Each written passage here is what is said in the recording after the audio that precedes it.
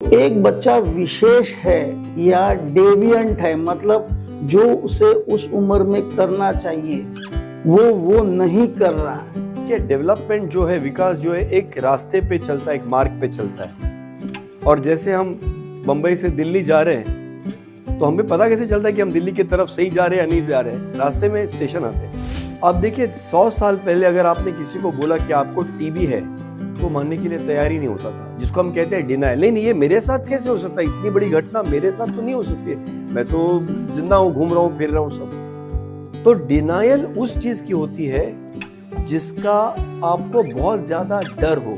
ADHD या autism का कोई लेबोरेटरी टेस्ट है क्या? ऐसी कोई बीमारी नहीं है जिसका अमेरिका या वेस्टर्न वर्ल्ड ने कोई टेस्ट इजाद नहीं किया हो। आप भी जानते हैं कि बुखार के ऊपर पैरासिटामोल दे सकते हैं जिससे बुखार कम हो जाए कुछ घंटों के लिए। अगर फिर आएगा आप फिर पैरासिटामोल दोगे। मगर अगर बुखार की वजह मलेरिया है तो आप जितनी पैरासिटामोल दे दो, बच्चा ठीक नहीं होगा, उसे हर दिन पैरासिटामोल देना पड़ेगा। इसी में एक ही बंदे का फायदा हो रहा है, वो बंदा जो पैरासिटामोल बेच रहा है। Screen time is the trigger, the loaded gun is the lack of social and human integration and interaction. तो मैंने सोचा क्यों ना ये चीजें हम हमारे क्लिनिक में, गोरेगांव में जहाँ मेरी पहले क्लिनिक थी, वहां पे हम सब थेरेपिस्ट को इकट्ठा करके क्यों ना हम उस जगह पे अंडर वन रूफ वो माँ को जो है रिलीफ दे कि उसके बच्चे की सारी थेरेपियां एक ही जगह हो जाएगी। और उससे निर्मित हुई हमारे ऑर्गेनाइजेशन की, जिसका मैंने नाम रखा New Horizons Child Development Centre. The B Prayog show में आपका स्वागत है।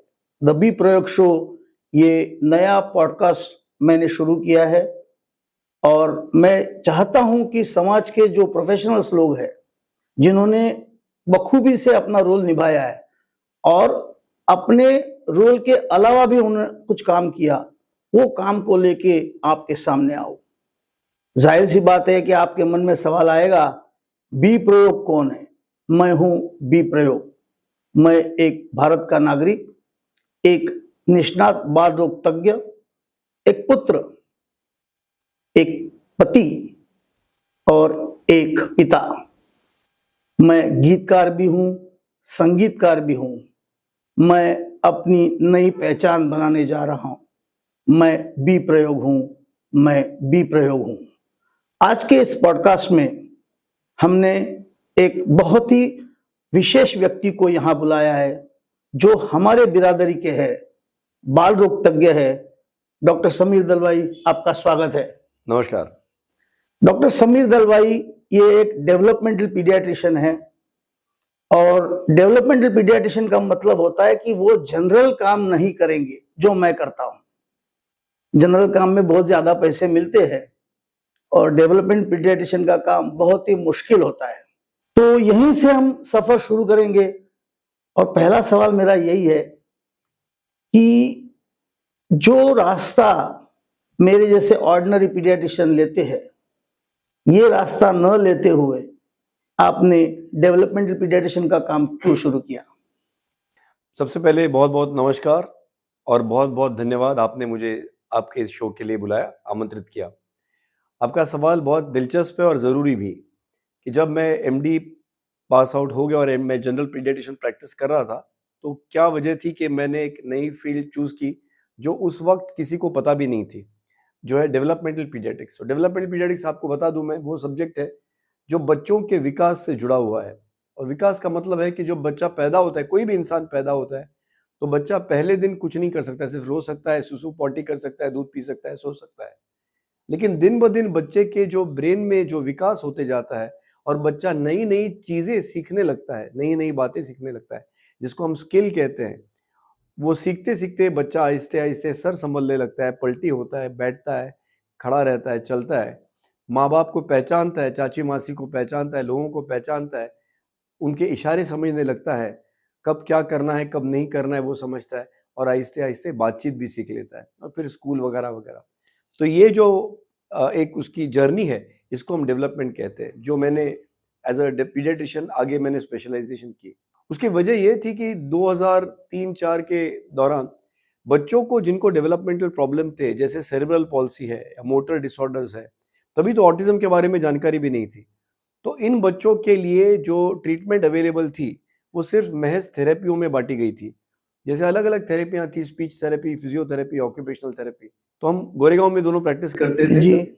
तो जब गोरेगांव से मैं बच्चे के मदर को बोलता था कि आपके बच्चे को सेरेब्रल पॉल्सी है, आप इसे वाडिया हॉस्पिटल ले जाइए, तो गोरेगांव से स्टेशन तक जाना, सुबह की ट्रेन में वो 8 साल के सेरेब्रल पॉल्सी वाले बच्चे को गोद में लेके चढ़ना, एल्फिंस्टन रोड में उतर कर फिर चल के वाडिया जाना, 2 सीढ़ियां ऊपर चढ़ के फिर physiotherapy 15 minute 20 minute government municipal hospital में मिलेगी। उसके बाद कहेंगे ठीक है अभी स्पीच थेरेपी के लिए बाजू वाले बिल्डिंग में जाइए।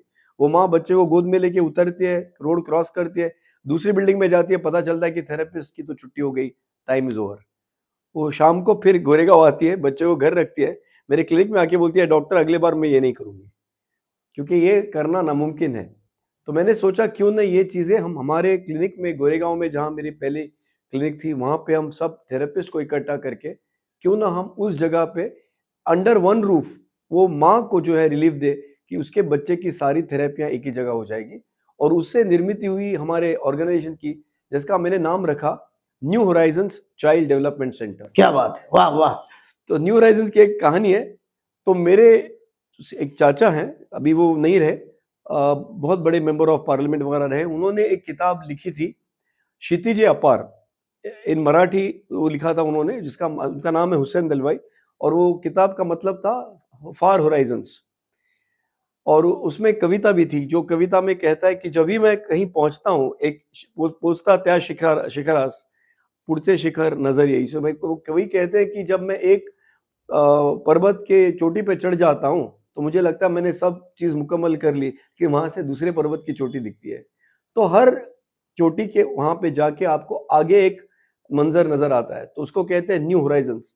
तो मेरी कल्पना यही थी कि बच्चे के लिए, जो बच्चा विशेष बच्चा है या स्पेशल बच्चा है, जो भी कह लीजिए, उसके लिए कोई अंतिम सीमा नहीं है कि बस अभी इसके आगे कुछ नहीं होगा।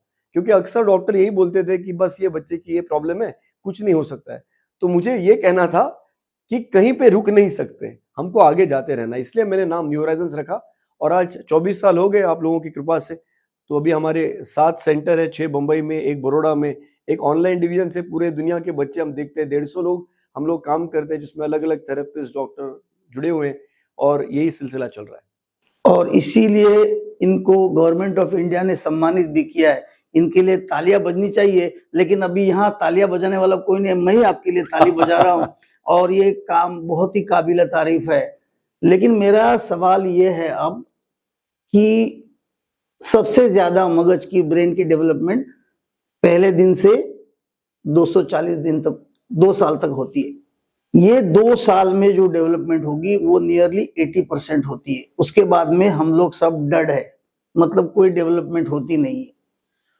तो एक बच्चा विशेष है या डेविएंट है, मतलब जो उसे उस उम्र में करना चाहिए वो नहीं कर रहा, ये बात कैसे पहचाने एक आम आदमी और एक ट्रेंड पीडियाट्रिशियन जैसे मैं हूं? क्योंकि ये विषय के बारे में बहुत लोगों को बहुत जानकारी भी नहीं थी। 2003 की बात है। समीर सर ने हमको सिखाया भी है कि कैसे पहचाना जाता है और कैसे हम आगे बढ़ सकते हैं। तो ये मेरा सवाल है कि एक बिहेवियर जो है वो डेविएंट है, मतलब जो नॉर्मली होना चाहिए वो नहीं हो रहा है। अगेन बहुत अच्छा सवाल है। देखिए, डेवलपमेंट जो है, विकास जो है, एक रास्ते पे चलता है, एक मार्ग पे चलता है। और जैसे हम बंबई से दिल्ली जा रहे हैं, तो हमें पता कैसे चलता है कि हम दिल्ली की तरफ सही जा रहे हैं या नहीं जा रहे हैं? रास्ते में स्टेशन आते हैं, तो स्टेशन से पहचान जाते हैं कि ठीक है हम सही जा रहे हैं दिल्ली की तरफ। तो जो डेवलपमेंट जो विकास होती है वो स्टेप बाय स्टेप होती है और एक सीक्वेंस में होती है। जैसे मैंने पहले भी बताया, पहले सिटिंग मतलब बैठना, फिर खड़ा रहना, फिर चलना और फिर दौड़ना। ये हर बच्चा अलग अलग एज में अचीव करता है, उसमें एक वेरिएशन होता है। कोई बच्चा 6 महीने में बैठ जाता है, कोई बच्चा 8-9 महीने के बाद बैठने लगता है। तो इसमें थोड़ा सा वेरिएशन होता है हर बच्चे में, मगर सीक्वेंस कभी चेंज नहीं होता। इसका मतलब एक बच्चा थोड़ा आगे पीछे दूसरे से बैठ सकता है, मगर कोई बैठने के पहले खड़ा नहीं रह सकता। तो ये जो सीक्वेंस है ये बहुत जरूरी है। तो सबसे जरूरी बात है कि आप नॉर्मल को समझिए, जो साधारण रोज का मार्ग है, पहले उसे पहचानिए कि बच्चे की डेवलपमेंट नॉर्मली कैसे होनी चाहिए, माइलस्टोन्स क्या है और स्टेप बाय स्टेप क्या है। जब उससे हम वाकिफ होते हैं तो अगर उससे बच्चा हटकर किसी और ट्रैक पे चल रहा है या उसी ट्रैक पे पीछे चल रहा है, तो as a paediatrician, as a parent, as a community हम पहचान सकते हैं कि जिस कदर बच्चे की जिस स्पीड से विकास होना चाहिए वो नहीं हो रहा है। अब वजन के बारे में तो आसान है, क्योंकि उसको वजन के कांटे पे हमने खड़ा कर दिया। हर माँ आपको पूछती है क्लिनिक में आके, डॉक्टर साहब मेरे बच्चे का वजन क्यों नहीं बढ़ रहा है, तो वो तो एक नंबर दिख जाता है। मगर विकास जो है, ग्रोथ और डेवलपमेंट में ही फर्क है। ग्रोथ तो साइज या एक नंबर होता है, हाइट है या वेट है, तो आप एक आंकड़े से चल सकते हैं। लेकिन डेवलपमेंट जो है वो आपका नॉलेज होना जरूरी है। तो अगर आपको ये नॉर्मल स्टेजेस पता है तो आप पकड़ सकते हैं कि या तो डिले हो रहा है या जो आपने वर्ड यूज किया डिविएंसी। अभी एक मैं सिंपल मिसाल दे दूं आपको, डिले और डिविएंसी में फर्क क्या है। आप जा रहे हैं मुंबई से दिल्ली, अभी मुंबई से दिल्ली आप जा रहे हैं, मुंबई से दिल्ली, तो आपको कुछ घंटे के बाद रास्ते में जो स्टेशन आने थे वो स्टेशन आएंगे। अगर आपकी ट्रेन धीरे धीरे चल रही है या डिलेड चल रही है तो दिल्ली में बैठे वाले लोग बोलेंगे ट्रेन अब तक आई नहीं, लेकिन 2-3 घंटे के बाद आ तो जरूर जाएगी। तो जो बच्चा डिले चल रहा है या स्लो चल रहा है वो कुछ देर के बाद मगर उस मुकाम पे जरूर पहुंच जाएगा। डिविएंसी जो आपने कहा ये ज्यादा खतरनाक है। डिविएंसी ऐसा है कि ये ट्रेन मुंबई से दिल्ली नहीं, मुंबई से चेन्नई की तरफ जा रही है। तो डिविएंसी मतलब बच्चे ने जो विकास का रास्ता पकड़ा है वो रास्ता ही गलत है, तो उसका अंजाम तो गलत होना ही है। मुद्दा ये है कि अगर हम डिले समझ के इंतजार करें तो आप जितनी देर इंतजार कर रहे हो, बच्चा चेन्नई की तरफ ज्यादा जा रहा है तो उसे ट्रैक पे लाना और मुश्किल हो जाएगा। इसलिए जो पेरेंट्स है, पालक हैं, जो डॉक्टर्स हैं, उनको, आंगनवाड़ी वर्कर्स हैं, उनको बच्चे के विकास पे खास ध्यान देना चाहिए, क्योंकि जितने जल्दी आप वो प्रॉब्लम है ये समझते हो और सही ट्रीटमेंट करते हो उतना बेहतर उसका नतीजा होता है। तो एक अंग्रेजी फ्रेज है जो अक्सर क्रिकेट में इस्तेमाल होती है, catch them young. Catch them young. तो वो कैच देम यंग वाला कॉन्सेप्ट तो समझ में आया, लेकिन कई बार क्या होता है कि हम हमारे क्लिनिक में बैठे हैं और जो सीजनल इलनेसेस है वो इतने ज्यादा होते हैं, मुझ जैसा पीडियाट्रिशियन कई बार उन सिम्टम्स को या वो डेविएशन को कभी कभी न चाहते हुए भी नजरअंदाज कर देता है। और कई बार फिर ऐसे पेशेंट आ जाते हैं कि पेरेंट्स आके बोलते हैं कि ये बच्चा जो है ना, कि ये बच्चा कुछ मानता नहीं है, ये बच्चा अपने ख्यालों में है और ये बच्चा बहुत उधम करता है और केजी क्लास में से इसका नाम निकाल देगा। तो इन तीनों चीज को जोड़ के मुझे लगा ये ट्रिपल ए है, तो जिसको मेडिकल टर्मिनोलॉजी में ऑटिज्म या ऑटिज्म स्पेक्ट्रम डिसऑर्डर या attention deficit hyper activity disorder, तो ये तीनों को साथ में जोड़ के कुछ आप इलैबोरेट और करेंगे? ये बहुत जरूरी सवाल पूछा आपने, क्योंकि हर पीडियाट्रिशियन की जो ओपीडी या क्लिनिक रूम होती है वो बहुत बिजी होती है। बाहर 2500 बच्चे, उनके पेरेंट्स, बच्चा बीमार है, बुखार वगैरह, और आपको यही है कि कोई मलेरिया या टाइफाइड मिस ना हो जाए। इसीलिए एक नई कल्पना का इजाद की गई जिसका नाम था स्क्रीनिंग टूल्स। और ये basic quick question answer type test होते हैं जो पीडियाट्रिशियन भी इस्तेमाल कर सकते हैं और एक्चुअली पेरेंट्स भी इस्तेमाल कर सकते हैं। ये ऑनलाइन भी अवेलेबल है। जैसे डेनवर डेवलपमेंटल स्केल हम जानते हैं, उसी तरह से ऑटिज्म के लिए एक एमचैट एक स्केल है। तो ये क्या होता है, सिंपल सवाल जवाब होते हैं जो पेरेंट्स से भी लिख के ले सकते हैं और फिर मैच किया जाता है कि ये एज अप्रोप्रिएट है या बच्चा डिले चल रहा है या अलग चल रहा है। तो स्क्रीनिंग टूल्स का जो इस्तेमाल है ये करना ज्यादा जरूरी है। जब आपकी बिजी 100-150 पेशेंट आप दिन में देख रहे हैं तो उसमें ये वाले जो पेशेंट डिले में, डेवलपमेंट में प्रॉब्लम चल रहे हैं वो मिस ना हो जाए। तो उसका एक ही तरीका है जिसको हम सर्वेलेंस और स्क्रीनिंग कहते हैं, कि हर बच्चे की टाइम टू टाइम डेवलपमेंट के हिसाब से ध्यान दिया जाए। रहा सवाल आपने जो कहा कि ऑटिज्म और गो टुवर्ड्स दैट, तो डेवलपमेंट के मैं दो पहलू समझता हूं। एक है न्यूरो मोटर, मतलब मोटर मतलब मूवमेंट से जुड़ा हुआ, तो सिटिंग, स्टैंडिंग, वॉकिंग, रनिंग जो हम कहते हैं। और फाइन मोटर मतलब उंगलियों का इस्तेमाल, आंख का और हाथ का इस्तेमाल। जैसे पहले बच्चा ऐसे चीज पकड़ता है, उसके बाद आहिस्ता आहिस्ता ऐसे पकड़ने लगता है। फिर ये जरूरी है कोई कॉइन उठाने के लिए या पेन कलम पकड़ने के लिए, लिखने के लिए, ये सब फाइन मोटर हो गया।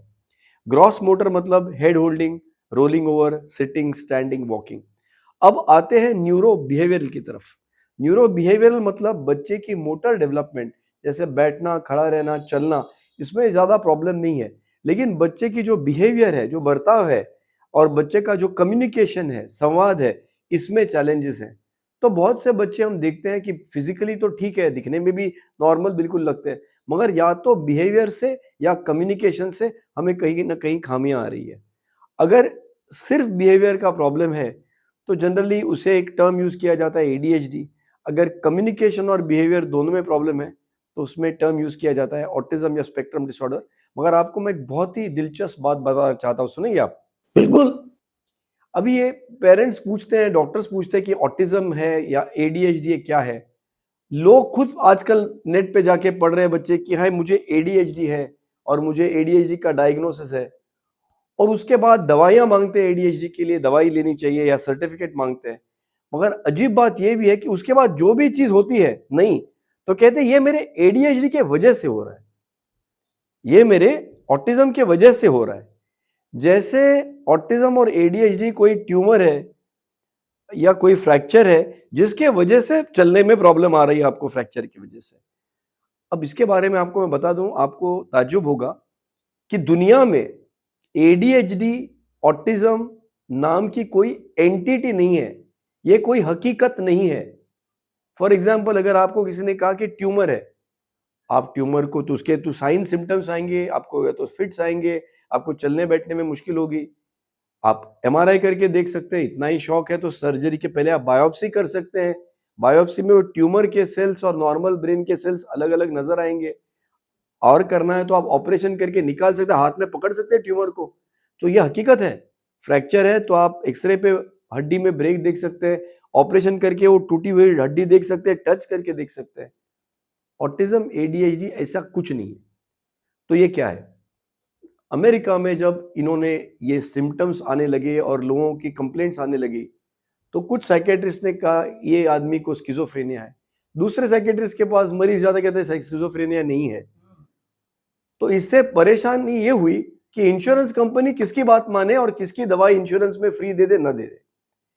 तो जब प्रॉब्लम इंश्योरेंस का होने लगा तो अमेरिका की गवर्नमेंट में 10 साइकेट्रिस्ट को पकड़ के एक रूम में बिठा दिया, बोले रूम में बैठ जाओ और एक बार तय करो आप किसको स्किज़ोफ्रेनिया कहना चाहते हो, किसको डिप्रेशन कहना चाहते हो, किसको ऑटिज्म कहना चाहते हो, किसको एडीएचडी कहना चाहते हो। तय करो आपस में, बाहर आके फिर कंफ्यूजन मत करना कि मैं ऑटिज्म कह रहा हूं, उसी पेशेंट को कोई और कुछ कह रहा है।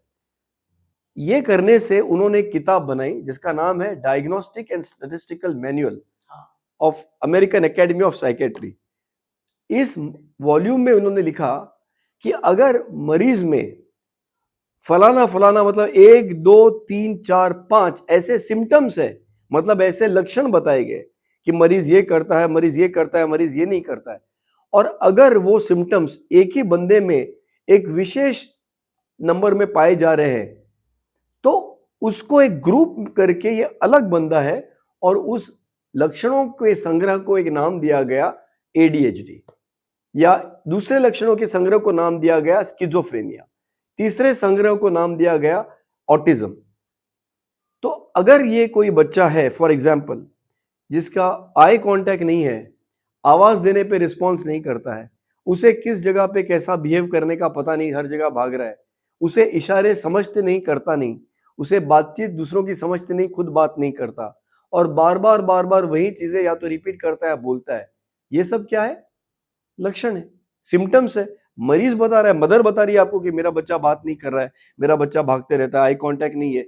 तो ये अगर 6-7 सिम्टम्स एक साथ एक व्यक्ति में पाए गए तो उसका एक कोड वर्ड मानो दिया जाता है ऑटिज्म।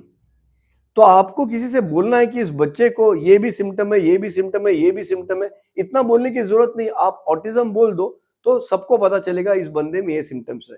इसके फायदे एक या दो ही है कि आपको जब रिसर्च करना होता है तो आपको ग्रुप क्लियर होना चाहिए कि आप किस पे रिसर्च कर रहे हो, और दूसरी बात यह है जब आपको कोई प्रोविजंस देने हैं, कोई इंश्योरेंस में देना है, कोई सर्टिफिकेट देना है, तो उसमें फिट होता है। मगर प्रॉब्लम यह होती है कि लोगों को प्रैक्टिस में जब ये बताया जाता है कि तुम्हें ऑटिज्म है, तुम्हारा डायग्नोसिस ऑटिज्म का है, कुछ लोगों को बाद में ऐसे लगने लगता है धीरे धीरे कि ऐसी अंदर कोई मेरे बीमारी है जिसके नाम ऑटिज्म है, जिसके वजह से सिम्टम्स आ रहे हैं। तो ये ऐसा कोई अंदर ट्यूमर नहीं है जिसके वजह से सिम्टम्स आ रहे हैं, ये सिम्टम्स का ही नाम ऑटिज्म दिया गया है। तो ऑटिज्म भी एक सिम्टम है, एडीएचडी भी एक सिम्टम है, एंजाइटी भी एक सिम्टम है, डिप्रेशन भी एक सिम्टम है।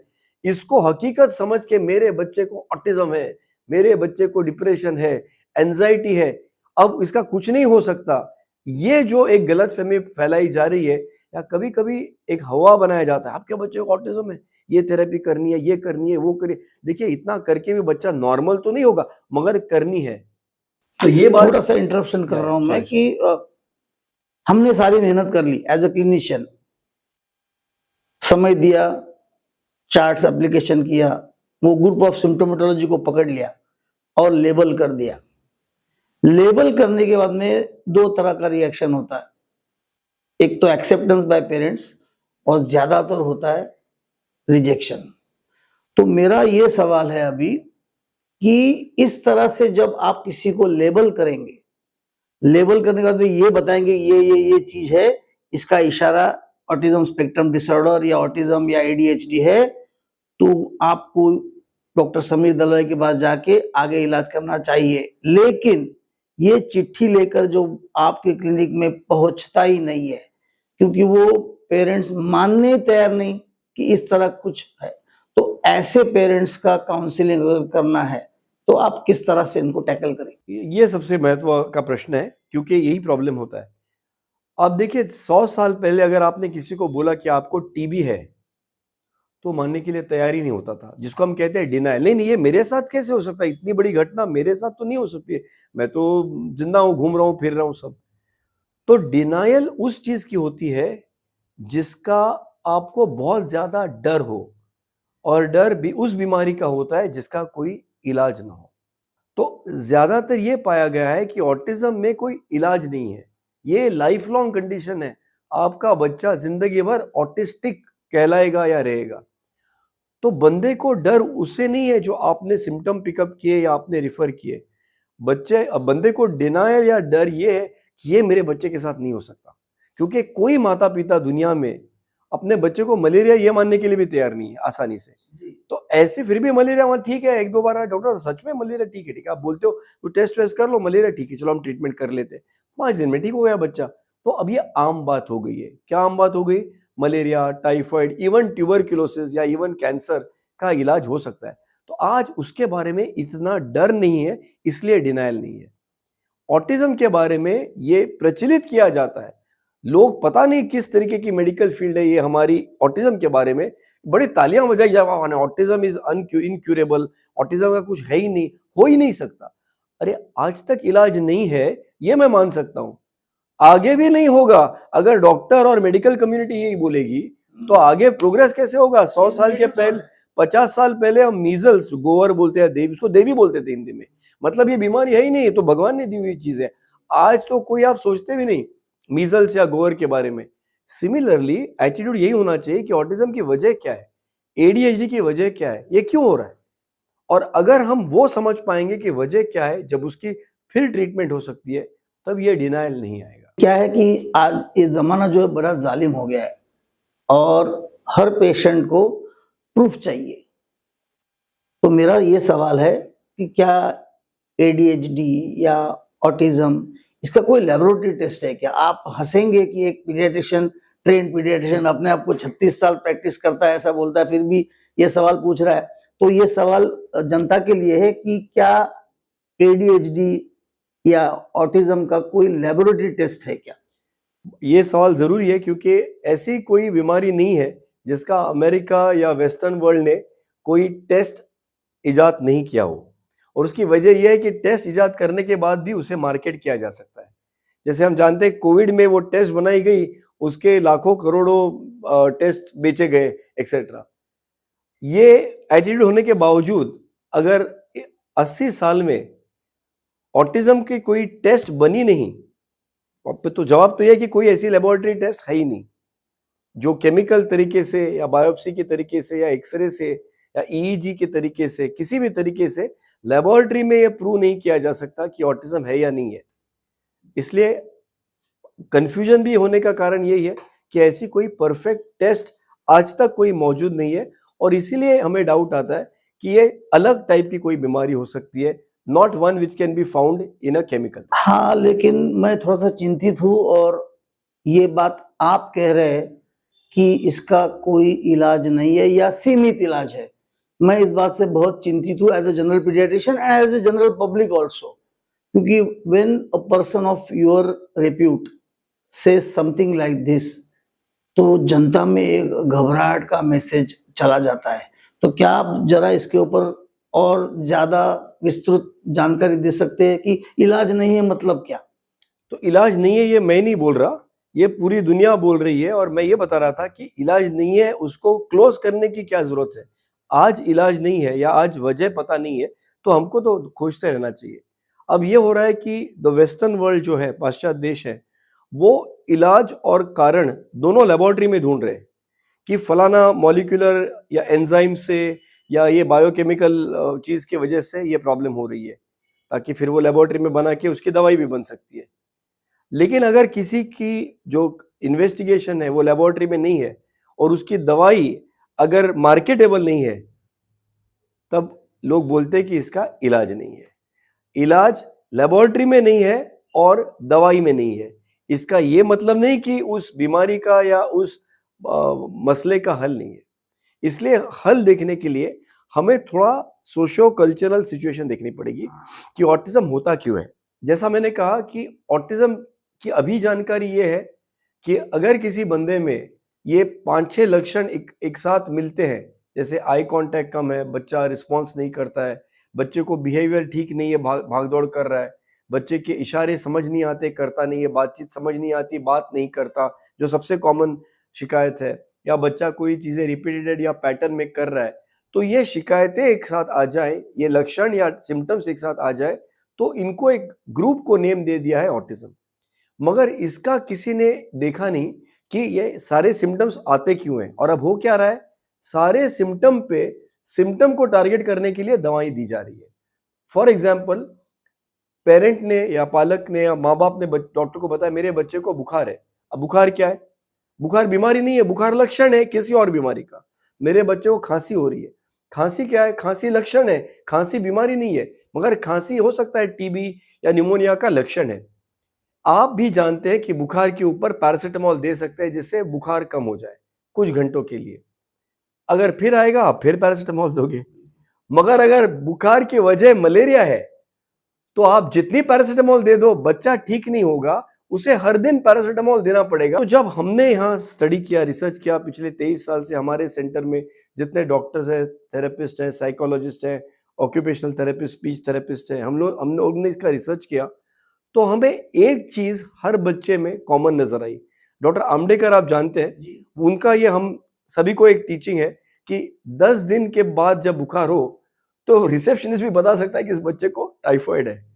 आप अच्छे डॉक्टर हो तो पहले दिन जब बुखार से बच्चा आए तो आपको पहचानना चाहिए कि ये टाइफाइड है, ये नॉर्मल वायरल नहीं है।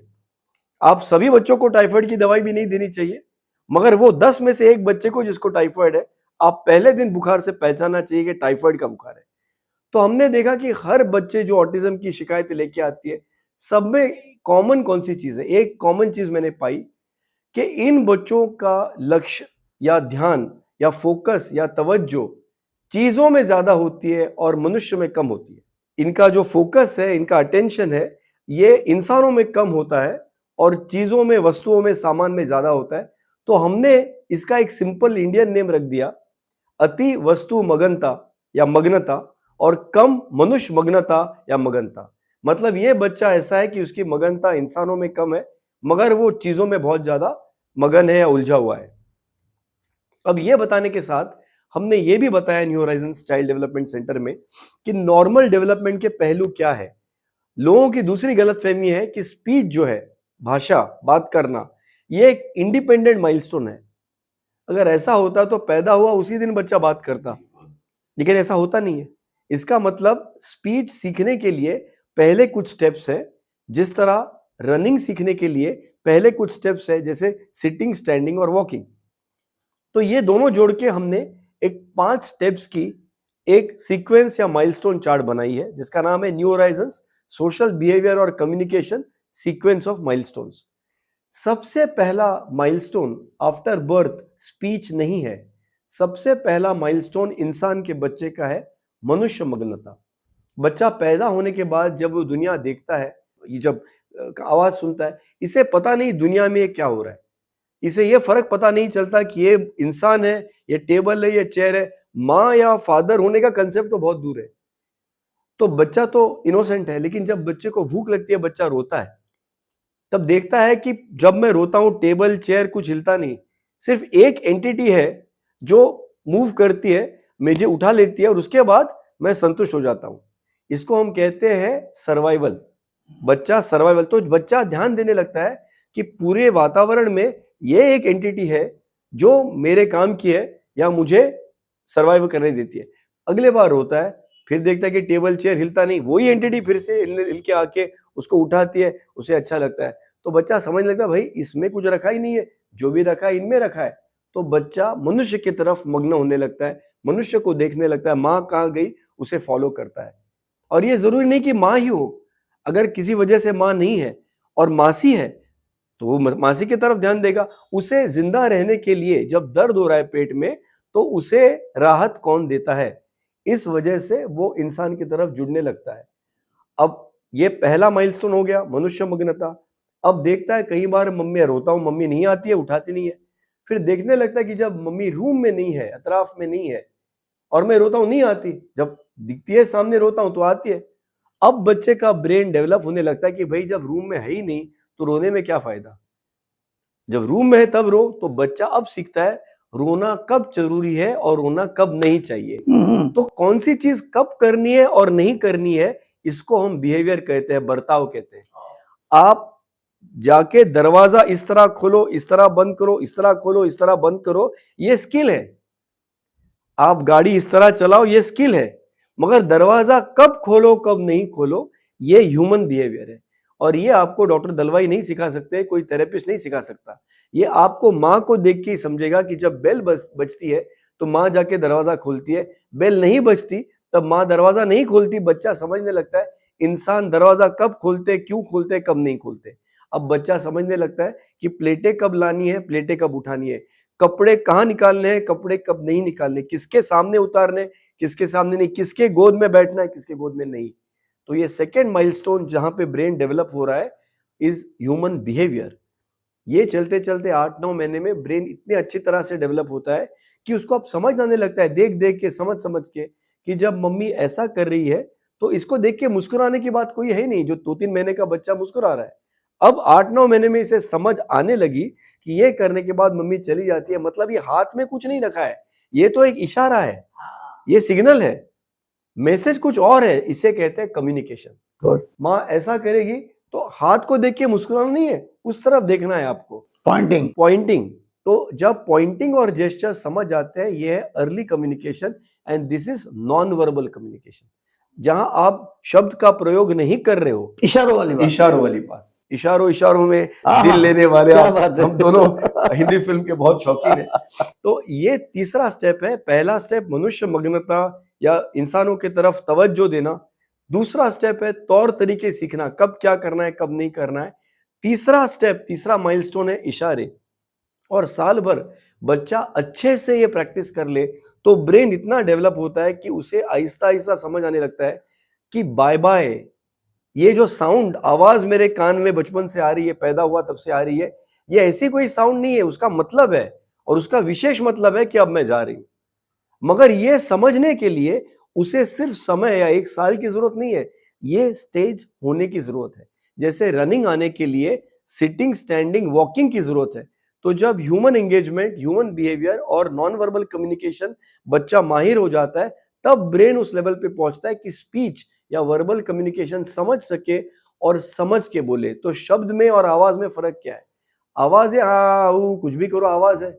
अगर मैं जर्मन में भी ऑफ विडरजेन बोलूं तो आपके लिए आवाज है, लेकिन जो जर्मन जानता है वो जानता है अरे इसका मतलब है गुड बाय। तो जब sound gets a meaning it becomes a word. जब आवाज का संदर्भ या मतलब आपको पता चलता है, कब इस्तेमाल करना है, कब नहीं करना है, तब वो शब्द बन जाता है। उच्चारण बाद में आ सकता है, लेकिन मतलब पहले समझ में आना चाहिए। और ये करते करते 2-3 साल जब बच्चा बहुत सारी बातें करता है, उसे भाषा समझ आती है, अलग अलग शब्द समझ आते हैं, व्याकरण समझ आता है, वोकेबलरी समझ आती है, तब ब्रेन डेवलप हो रहा है घर में बातें करके। तब मास्टर जी बोलते हैं कि बेटा यहाँ पे ये जो 3 लाइनें मैंने बनाई है वो दिखने में तो 3 लाइनें हैं, मगर इसके लिए एक आवाज भी आ सकती है जो है ए। फिर आगे मैं पी लिखूं पी, लेकिन A P P L E लिखूं तो A P P L E नहीं बोलना है, एप्पल बोलना है। तो इसके लिए जो ब्रेन लेवल लगती है वो बहुत कॉम्प्लिकेटेड कॉम्प्लेक्स है, और वहां तक पहुंचने के लिए ये पहले 4 माइलस्टोन बहुत जरूरी है। जैसे हाई जंप करने के लिए बहुत कॉम्प्लिकेटेड चीज है, आपको सिटिंग से शुरू करना है, sitting, standing, walking, running, jumping, then high jump.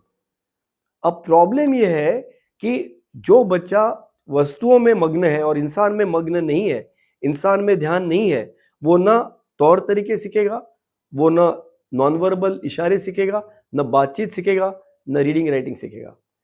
और इसीलिए इसमें से आपको लक्षण क्या दिखेंगे कि जो बच्चे की मनुष्य मग्नता है ही नहीं, उसकी आई कांटेक्ट नहीं है, आवाज देंगे तो पलटेगा नहीं, जैसे सोशल बिहेवियर समझता नहीं, दिन भर दरवाजे के पास भाग दौड़ रहा है तो बिहेवियर खराब है, हाइपर एक्टिव कहेंगे आप लक्षण, इशारे नहीं इस्तेमाल कर रहा, बात समझ नहीं रही और बात कर नहीं रहा।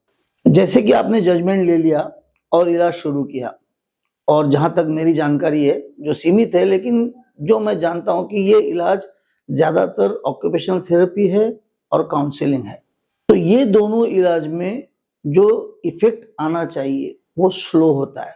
तो उसको कैसे टैकल करें कि ये स्लोनेस है, पेरेंट्स को जल्दी जल्दी रिजल्ट चाहिए, तो उसके कैसे टैकल करें हम? तो यही चल रहा है सब जगह पे, और ऑक्यूपेशनल थेरेपी है, साइकोलॉजी है, स्पीच थेरेपी है, फिजियोथेरेपी, इन्होंने बहुत इंप्रूवमेंट किया है इन बच्चों में और इस सब्जेक्ट में उन हालातों में जब पता नहीं कि इसकी वजह क्या है। तो अगर हमें वजह पता नहीं होती है तो हमें फिर लक्षणों का ही ट्रीटमेंट करना पड़ता है। तो अगर बच्चा हाइपर एक्टिव है तो मुझे थेरेपी यूज करके उसकी हाइपर एक्टिविटी किसी भी तरह से कम करनी है, बिना बच्चे को हार्म किए ऑफ कोर्स। अगर बच्चे की बातचीत ठीक नहीं है तो मुझे उसे बातचीत सिखानी है। अगर बच्चे की रीडिंग राइटिंग ठीक नहीं है तो मुझे रीडिंग राइटिंग सिखानी है। तो इस वजह से अलग अलग फील्ड्स में या थेरेपी में ये चीजें आने लगी। अब मुद्दा ये है कि अगर आप बुखार को टैकल कर रहे हो और आपने पैरासिटामोल इजाद कर लिया और बुखार कम हो गया तो रिलीफ तो है, और अगर आपको बुखार किस वजह से आ रहा है, अगर बीमारी पता ही नहीं है, तो कम से कम आपको पैरासिटामोल आप दे रहे हैं, नहीं, यहाँ ये पे जरूरी मेरा- है। Let me finish. हाँ, तो पैरासिटामोल देना जरूरी है, मगर पैरासिटामोल देने से बच्चा नॉर्मल नहीं होगा। तो मेरा ये सोचना था कि अगर या जब तक हमारे पास वजह का पता नहीं चलता तब तक के लिए पैरासिटामोल देना सही है, लेकिन अगर हमारे पास कोई वजह है तो हमें फिर रूट कॉज पे काम करना जरूरी है। अब इसमें जो मेरी थियरी है, जो हमने जो न्यूरोराइजम्स में इजाद किया है, कि ये मेन प्रॉब्लम है अति वस्तु मग्नता और कम मनुष्य मग्नता। मनुष्य में कम मग्न है, इसीलिए ये सारे सिम्टम्स जो मैंने बताए वो आ रहे हैं। तो हम जो ट्रीटमेंट शुरू करते हैं वो स्पीच से या बिहेवियर से या रीडिंग राइटिंग से शुरू नहीं करते, हम मनुष्य मग्नता बढ़ाने से शुरू करते हैं और वस्तु मग्नता को कम करने में। मनुष्य मग्नता मतलब ह्यूमन एंगेजमेंट। मतलब ह्यूमन एंगेजमेंट, कि Okay. बच्चे का जो फोकस है, जो अटेंशन है, जो तवज्जो है, अब हम रिवर्स करना चाहते हैं कि वो चीजों से हटके अभी मनुष्य में आने लगे।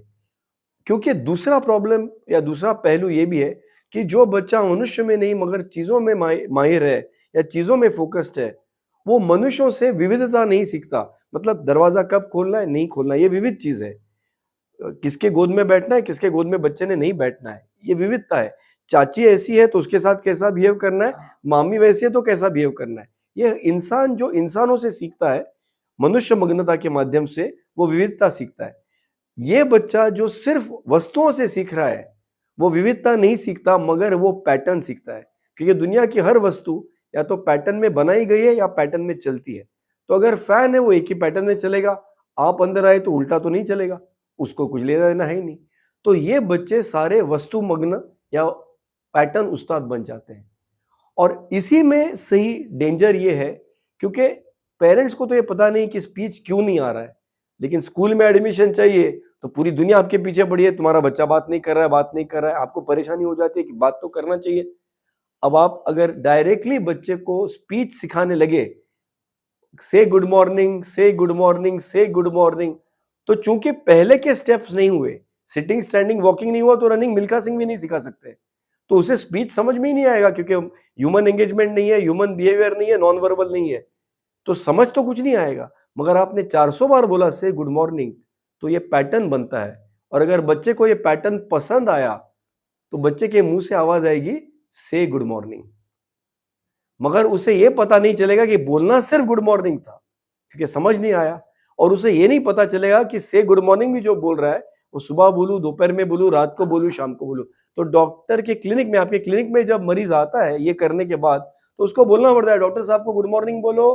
तो फिर बच्चा अपने उसी सिंग सॉन्ग ट्यून में जो बाहर किया, good morning doctor, good morning doctor, good morning doctor, फिर माँ को बोला हाँ बस बस अब ठीक भी हो गया। तो ये समझ के बोला नहीं जा रहा है, ये रट्टा लगाना जो हम कहते हैं, बाय हार्ट करना। और इसको एक लक्षण का भी नाम दिया गया है, एको ले लिया। एको मतलब जो आवाज पर्वत से वापस आती है। तो आप जो सुन रहे हो उसी को बोल रहे हो बिना समझे। तो कभी अमेरिका कहती है कि echolalia is a symptom of autism, कि ऑटिज्म का लक्षण है। तो कुछ लोग कहते हैं कि एकोलेलिया प्रोड्यूस करना इंप्रूवमेंट है। ये कैसे हो सकता है? नहीं, ये तो कॉन्ट्रडिक्टरी हो गया। इसीलिए जरूरी ये चीज है, आप फंसते लोग यहाँ पे कि बच्चे को रेड कलर मैच करो, ब्लू कलर मैच करो, स्क्वायर टू स्क्वायर मैच करो, ABCD लिखो। ये सब पैटर्न लर्निंग है और ये वस्तुमग्नता है। तो अगर आप बच्चे को बिठाओगे, बोले देखो अभी आपका बच्चा बैठ रहा है, सिटिंग टॉलरेंस बढ़ गया, हाइपर एक्टिविटी कम होगी, किस लिए? वो कलर मैच करना, वो वस्तुओं के साथ खेलना।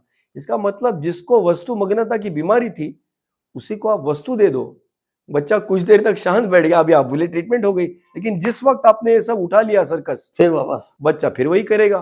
फिर आप कहते हो पेरेंट्स को घर पे भी ये करते रहो। अब सही टॉर्चर शुरू होता है। अब माँ बेचारी बच्चे को यहाँ ले भी आ रही है, वो 1-1.5 घंटा बाहर बैठी है, वो बच्चे के साथ ये किया जा रहा है। बच्चा तो पैटर्न उस्ताद है, जब उसको पसंद आया तो भाग भाग के अंदर जाता है, ये करना है। फिर घर जाके माँ को ये सब सामान ले जाना है, बोले 2 घंटा 3 घंटा 4 घंटा आप घर पे मेहनत नहीं कर रहे हो मम्मी, और करो। वो बेचारी माँ घर पे बैठती है, वो 3 घंटा 4 घंटा red colour, blue colour, ABCD 1 2 3 4। अब जितना समय चाची मासी के यहाँ जाने के लिए था, वो भी सब चला गया। तो जो बंदे की बीमारी थी अति वस्तुमग्नता और कम मनुष्य मग्नता, उसे और कम मनुष्य मग्न करने का काम किया जा रहा है और ज्यादा वस्तुमग्न करने का काम दिया जा रहा है, और इसे इंप्रूवमेंट का नाम दिया जा रहा है। और पेरेंट्स इतने खुश होते कभी कभी कि भाई कहाँ है तुम्हारे चरण, तुमने हमारे बच्चे के लिए इतना कुछ कर दिया। तो ये प्रॉब्लम है। और जब हम ये कह रहे हैं कि प्रॉब्लम इतना सिंपल है, आपको लक्षणों के लिए, बुखार के लिए दवाई, खांसी के लिए दवाई, छींकों के लिए दवाई, उल्टी के लिए दवाई लेने की जरूरत नहीं है। आप सिर्फ एक वजह, एक मलेरिया अगर है तो मलेरिया की दवाई ले लीजिए। तो अगर प्रॉब्लम अति वस्तुमग्नता और कम मनुष्य मग्नता है, इसका इलाज है वस्तुओं को हटाना, पैटर्न सिखाने का बंद करना, और मनुष्य के तरफ बच्चे को जोड़ना या मनुष्य की तरफ आकर्षित करना। और यही सर इतने कुछ 7-8 सालों से जो हम कर रहे हैं हमारे सेंटर में, हर महीने में हमारे जो भी सेंटर है, ऑलमोस्ट 1 या 2 बच्चे डिस्चार्ज हो रहे हैं, जिनको हम कहते हैं तुम्हारे बच्चों को कोई ऑटिज्म नहीं। रिपोर्ट है मेरे पास लिखा हुआ 2-4-6 महीने 8 महीने पहले कि your child has level 2 autism etcetera. वो बच्चे नॉर्मल होके जा रहे हैं। तो ये लास्ट चीज मैं बताऊंगा कि नॉर्मल बच्चा क्या होता है ऑटिज्म में। नॉर्मल बच्चा वो नहीं है जो शेक्सपियर रिसाइट करे बिना समझे या न्यूटन के सब लॉ आए। नॉर्मल वो बच्चा है जो 2 दिन चाची मासी बुआ मामी के साथ अकेले बिना मम्मी के रह सकता है। चाची को भी हैंडल कर सकता है, मासी को भी हैंडल कर सकता है। चाची को शाहरुख खान पसंद है तो शाहरुख खान की बात करे, मासी को सलमान खान पसंद है, शाहरुख खान की बात नहीं करे, सलमान खान की बात करे। इससे हम डिप्लोमेसी कहते हैं। तो इतना लेवल में भी जाने की जरूरत नहीं, मगर ये कॉमन सेंस है कि सामने वाला व्यक्ति क्या चाहता है। अगर मैं वो नहीं समझूं तो वो मुझे काहे इन्वॉल्व कर लेगा, वो मेरे लिए काहे कुछ करेगा।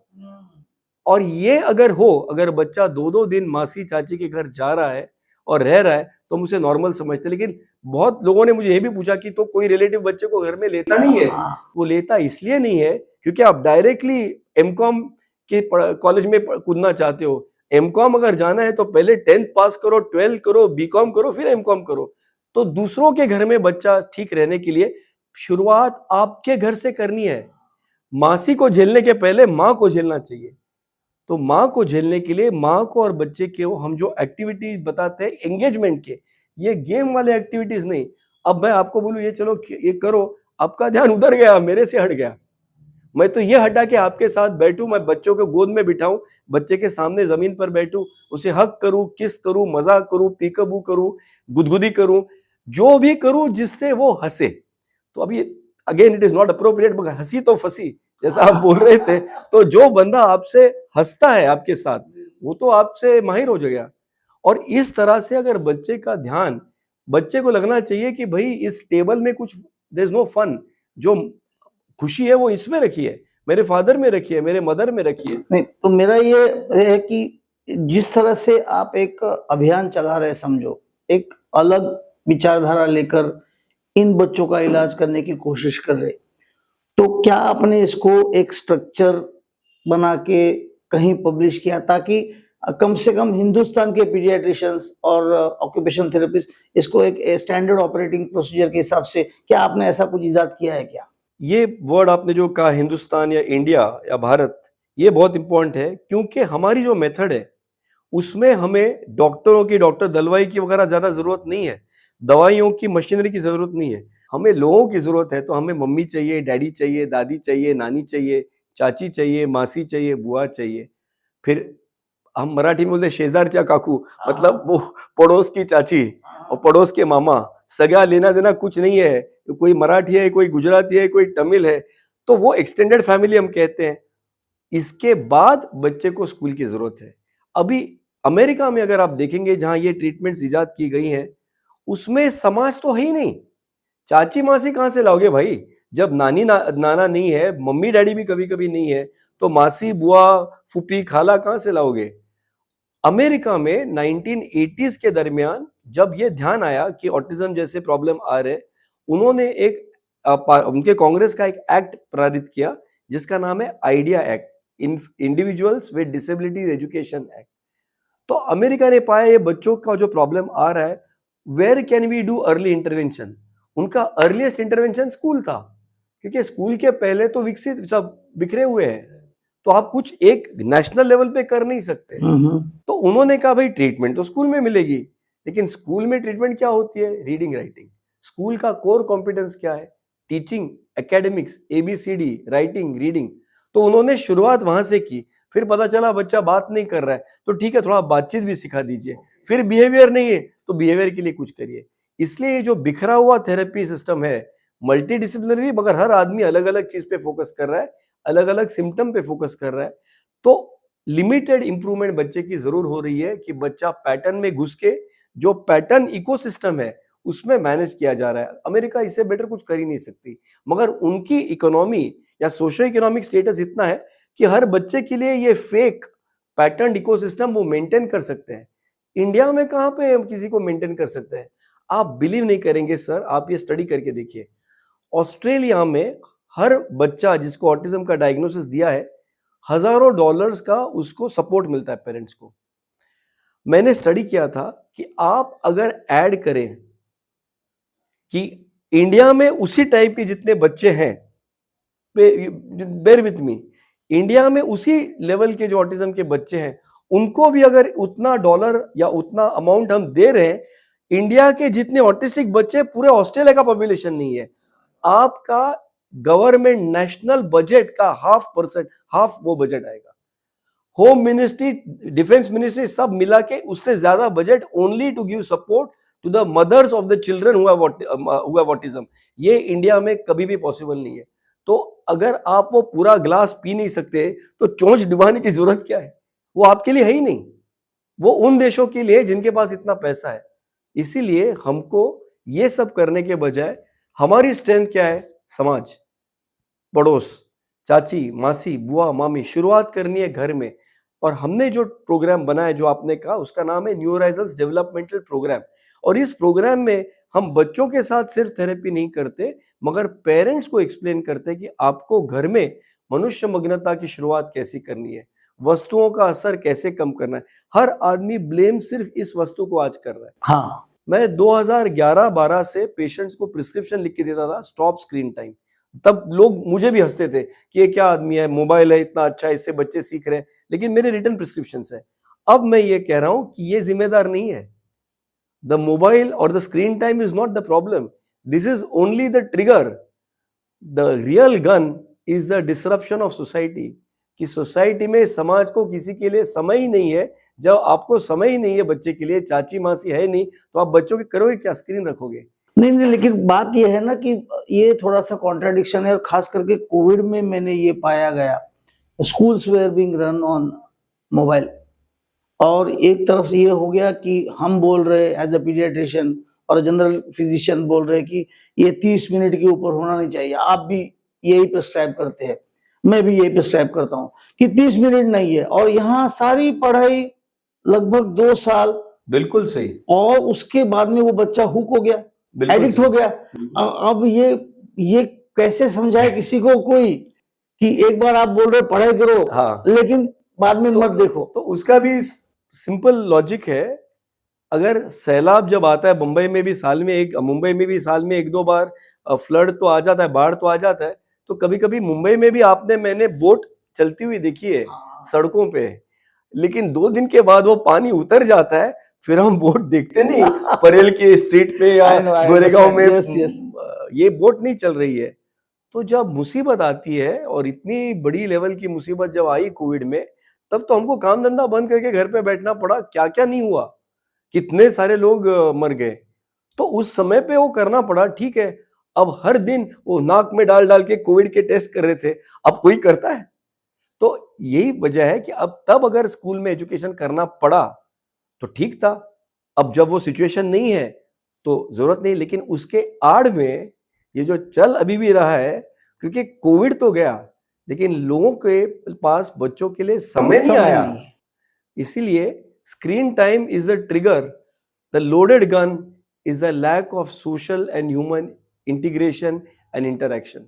और इसीलिए समाज में जो मैं देख रहा हूं आज, बहुत से बच्चे हैं जिनको ऑटिज्म का डायग्नोसिस सही नहीं हो सकता या एडीएचडी नहीं हो सकता, लेकिन 3-3 साल के बच्चे आपके पास आके पेरेंट्स के बच्चा स्कूल जाने से रोता है, स्कूल में टीचर ने एक बार डांट दिया तो जाने से मना करेगा, बहुत दिल पे ले लेगा, एकदम हाइपर एक्टिव है, बाकी नॉर्मल है। तो फिर ये क्यों हो रहा है? ये इसलिए हो रहा है क्योंकि इंसान का जो ब्रेन है, वो ब्रेन में ह्यूमन बिहेवियर डीएनए में कोडेड है। तो 3-4 चीजें हैं जो ह्यूमन बच्चे को सीखनी जरूरी है। एक है डिलेड ग्रेटिफिकेशन, मतलब किसी भी चीज के लिए रुकना। अगर अभी आप माँ बोलती है अभी आप फिनिश करो फिर आपको मैं खाना दूंगी, तो कुछ खुशी वाली चीज मिलने के लिए हमें सब्र करना पड़ता है। तो ये प्राणी नहीं कर सकते, जानवर नहीं कर सकते। दूसरी बात है रैशनल थिंकिंग।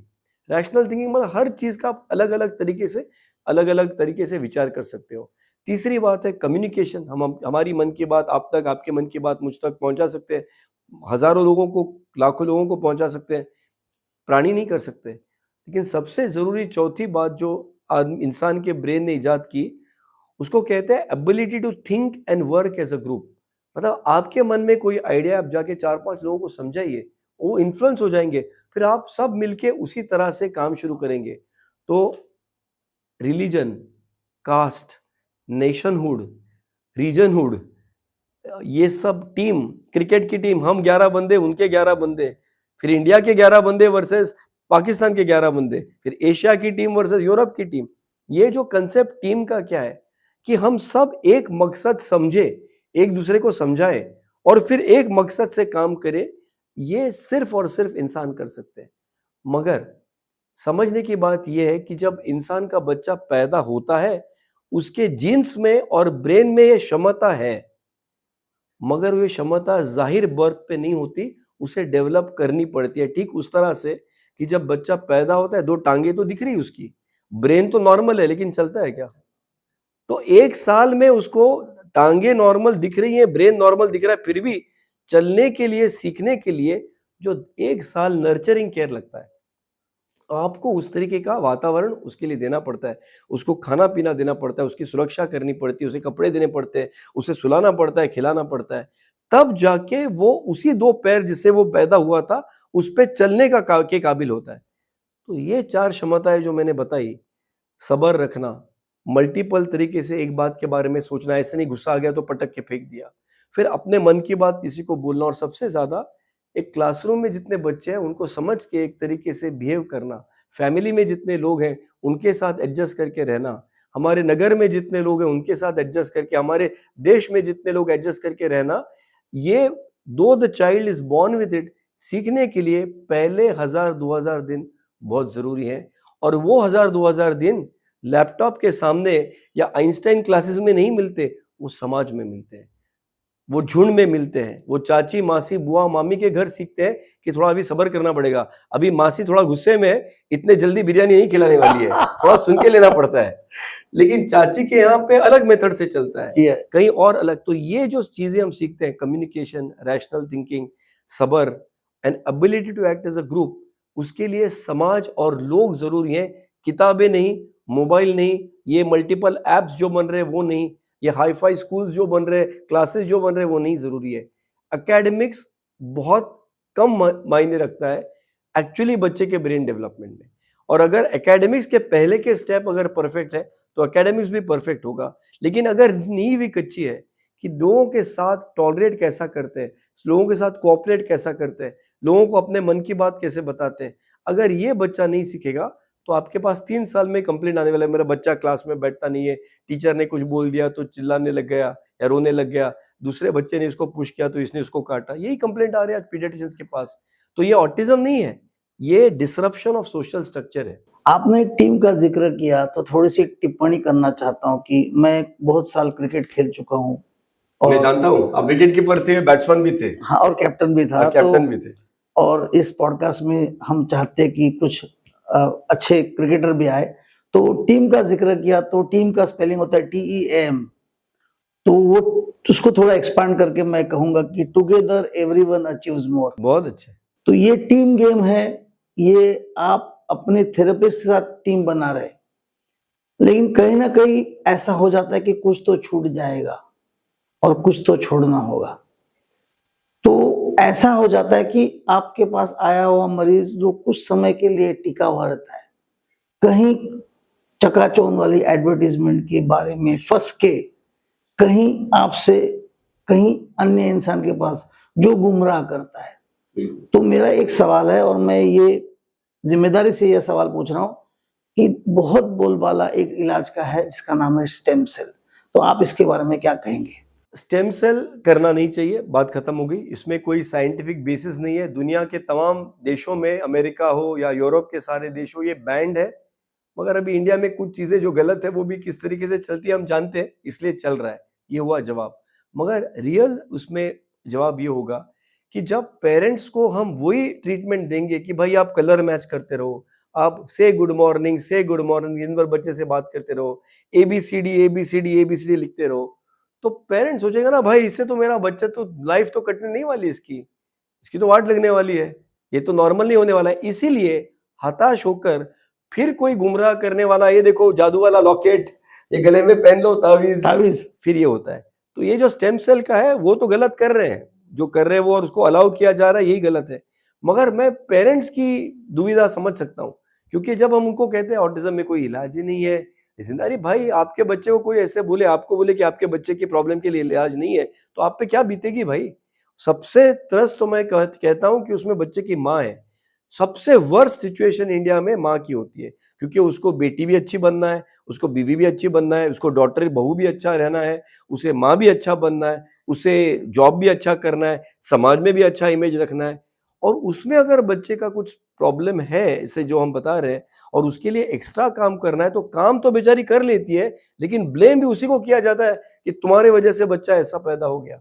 और मैंने कई फैमिलीज देखे ऐसे, जो पहले दिन हस्बैंड वाइफ आते हैं, कुछ समय के बाद हस्बैंड गुल हो जाते हैं, लिटरली गुल हो जाते हैं।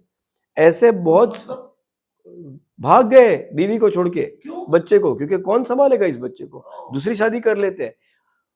अभी बताना अच्छा शायद है या नहीं है, ऐसे मेरे पास एक फैमिली आई थी नॉर्थ से, that lady had brought her child, और उसके बच्चे के मामा थे, मतलब वो लेडी के भाई थे। तो मैंने पूछा पिताजी किधर है, तो बोले पिताजी छोड़ के चले गए, उन्होंने दूसरी शादी भी कर ली। बोले ये कैसे हुआ, तो बोले उनके माँ ने उनको बोला कि ये बीवी की वजह से बच्चा हुआ है, तेरी पूरी लाइफ बर्बाद हो जाएगी, तो डिवोर्स कर ले, दूसरी शादी कर और दहेज मिलेगा, फिर अच्छा बच्चा पैदा हो जाएगा।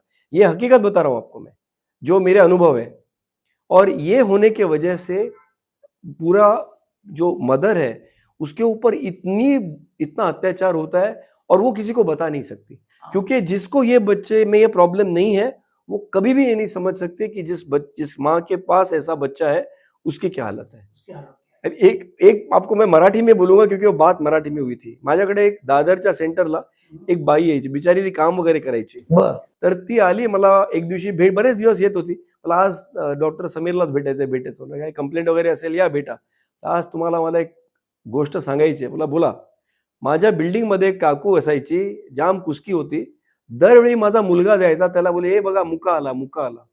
We cannot translate this into Hindi or English. So I told you in Marathi. You will not understand the nuance. मुका. त्या मुलाला मुका म्हणायची. आता माझा मुलगा बोलायला लागला. मी आज त्या काकूकडे घेऊन गेले त्याला. म्हणलं चल काकूला बोलून दाखव, फडफड. आज मेरे आई एम सक्सेसफुल की मेरे बच्चे ने वो काकूला गप्प करून आला. अब थोड़ी सी बात मराठी में मैं भी कहूं. त्या मराठी काकू त्या मुलाला हिंडवायच्या, मतलब बी लिटिल कि ये बोल नहीं पाता तो मराठी में इसको मुका कहते हैं, और जब बोलने लगा तब काकू ने उसका मुका लिया, मतलब किस लिया. ये डबल मीनिंग नहीं है. ये जो मैं कहना चाहता हूं कि ये मुका इस शब्द पे कोटी है. जैसे मैं शायर भी हूं, साहिब भी शायर है, तो ये मराठी भी में शायरी जैसा ये एक शब्द के दो मीनिंग हो सकते हैं. तो मुका मतलब वन हु कैनॉट स्पीक, और मुका घेतला काकूनी मीन्स काकूनी किस घेतला, to appreciate that now child has improved. तो मैं चाहता हूं कि ये बातें हम आगे बढ़ाएंगे, और हम चाहते हैं कि ये सिलसिला जो आपने शुरू किया है, ये जो झंडा आपने उठाया है, ये झंडा उठाना इजी नहीं है. तो मेरा कहने का मतलब ये था कि आप जो काम कर रहे हैं वो बहुत काबिल तारीफ है, और ये इस तरह से जब आप काम पे लग जाते हैं, जाहिर सी बात है कैश रजिस्टर जो होता है वो नीचे दिखाता है, और ये दुनिया में पैसे के सिवा बड़ा फोर्स कोई नहीं है. तो ये प्रॉब्लम आपने कैसे टैकल किया? ये शुरुआती दौर की, अब की बात नहीं कर रहा हूं मैं. बराबर. तो आप जानते हैं कि शुरुआत में मैं जनरल पीडियाट्रिशियन का भी काम करता रहा. बिल्कुल. तो 2003 में मैंने सेंटर शुरू किया, तब मेरे 5 साल की प्रैक्टिस हो चुकी थी. छोटा नर्सिंग होम भी था मेरा.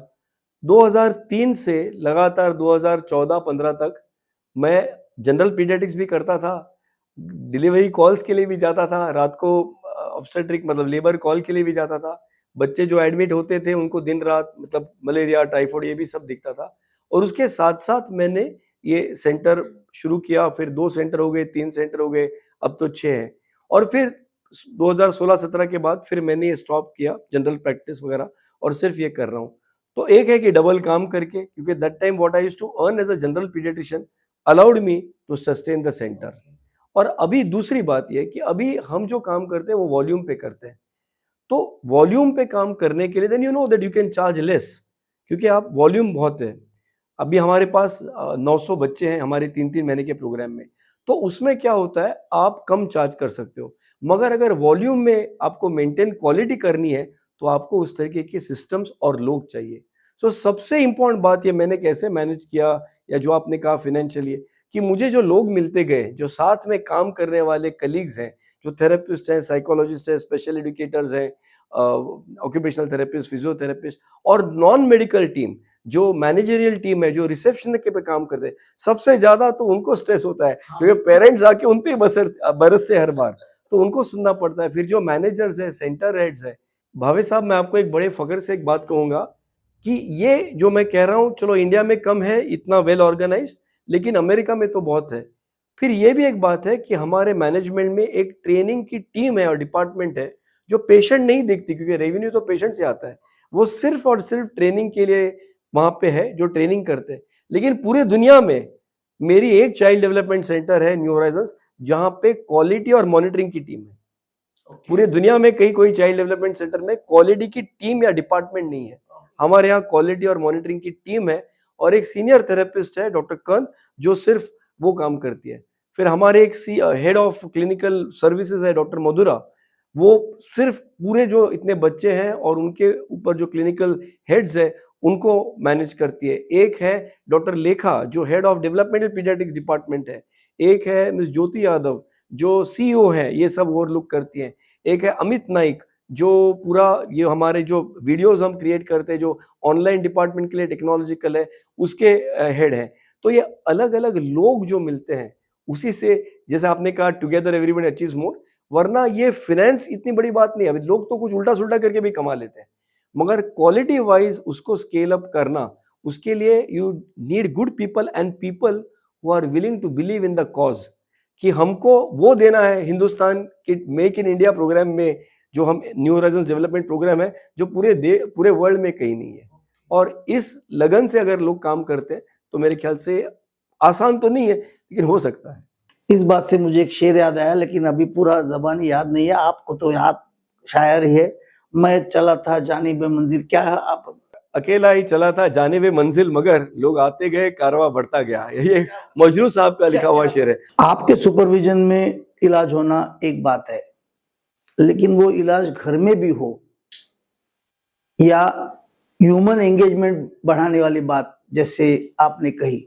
और एक उदाहरण मेरे सामने है कि एक पेशेंट हमेशा ये कंप्लेन करता था कि वो बच्चा सिर्फ 10-12 साल का बच्चा दरवाजा खोले बंद करे, दरवाजा खोले बंद करे, या मोबाइल खोले बंद करे।